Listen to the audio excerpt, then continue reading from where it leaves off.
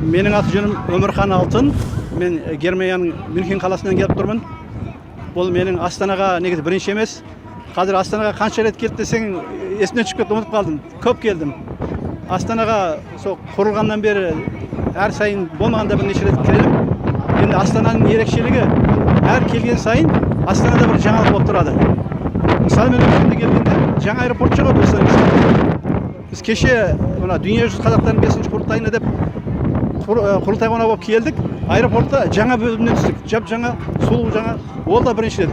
Ал міне қазір қазақтың мақтанышы, бүкіл әлемге танытып жатқан не десе десін, бірақ мынандай экспоны жасау әрбір мемлекеттің қолынан келмейді.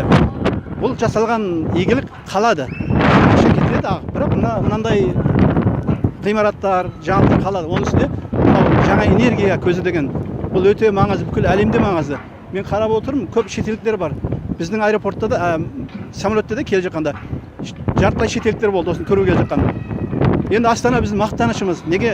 Біздің 10 жылдар, ғасырлар бойы ата-бабамыз аңсап қол жеткізген тәуелсіз қазақ елінің Алматыдан кейінгі екінші орталығы. Негізгі жақсы таңдалған жер, өте орынды шешім табылып, осы жерде Астананың ел ортан осы болу өте маңызды. Мен Астанамен қадірсем мақтанам. Енді Еуропаның мынандай ғимараттарды, ол өйткені су жаңа қала ғой енді, солтүстік. Еуропада мұндай жаңадан салынған қала жоқ. О жақта көбінесе ғимараттарды көне үлгідегі үйлерге сәйкестіріп салады. Қаланың ерекшелігі бұзылмасын деп. Өйткені оларда 100 жыл, 200 жыл бұрын, 300, 700, 800 жыл бұрын салынған қалалар бар. Соның тарих ерекшелігі бұзылмасын деп көп үлкен қалаларға ғимараттар салдырмайды. Енді ерекше бір жаңа ғимараттар болса салынады. Соған қарағанда Астана Еуропада теңдесі жоқ қала.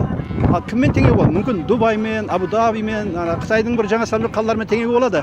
Сондықтан Астана біздің Еуропада көп қалалардан ғимараты жағынан, сәулеті жағынан енді теңдесі жоқ деп айтуға болады. Биыл елордамыздың Құдайға тәубе 19 жылы құттықталғалы жатыр.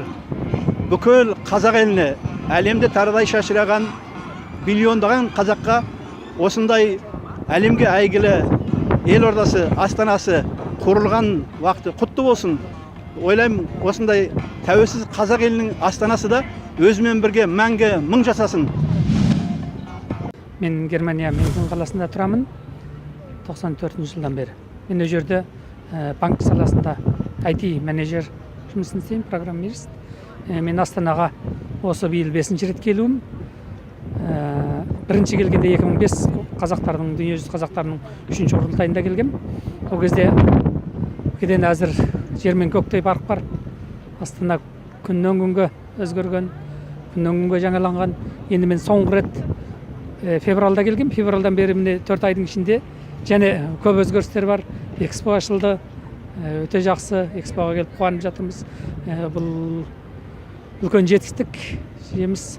Енді Астана болып міне биыл 19 жылы болады екен. Астана елімізге бақ, береке, бірліктің символы болды. Барлық ел Астанаға жиналады. Астананы көргісі келеді. Сол бәріміз аман есен болайық, бақытты болайық. Еліміз аман, жұртымыз тыныш болсын.